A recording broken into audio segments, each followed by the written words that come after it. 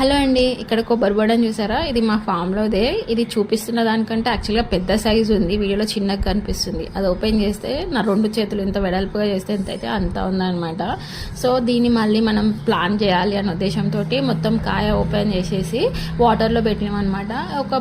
మనకు తెలిసినంత వరకు అయితే యాక్చువల్గా ఇది 45 days to 60 days మధ్యలో రావాలి. సో ట్రై చేసినాం. ఇది పెట్టి కూడా నేను ఒక 30 to 40 days అవుతుంది. సో మళ్ళీ నేను వీడియో చూపిస్తాను నెక్స్ట్ వీడియో. ఒకటేమో మొత్తం ఏమీ అసలు స్ప్రౌట్ అనేది లేకుండా ఉంది ఆ పెద్ద కాయ, ఈ చిన్నదేమో స్ప్రౌట్ తోటి ఉందన్నమాట. ఎప్పుడు మనం ఇట్లా వాటర్ బాటమ్ కొబ్బరికాయకి వాటర్ టచ్ అయ్యేలాగా పెడతాము. ఈసారి ఏం చేసినా అంటే మొత్తం వాటర్లో డిప్ చేస్తే ఎంతవరకు ఎట్లా తొందరగా వస్తుందో చూద్దాం అనేసి ఇట్లా వాటర్లో డిప్ చేసిన.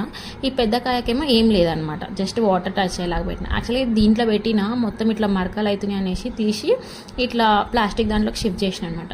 తర్వాత మనకి ఈ సైడ్ నుంచి స్ప్రౌట్ వచ్చినాక నేను వీడియో పెడతాను. అప్పటి వరకు ఛానల్ని సబ్స్క్రైబ్ చేసుకోండి. నచ్చితే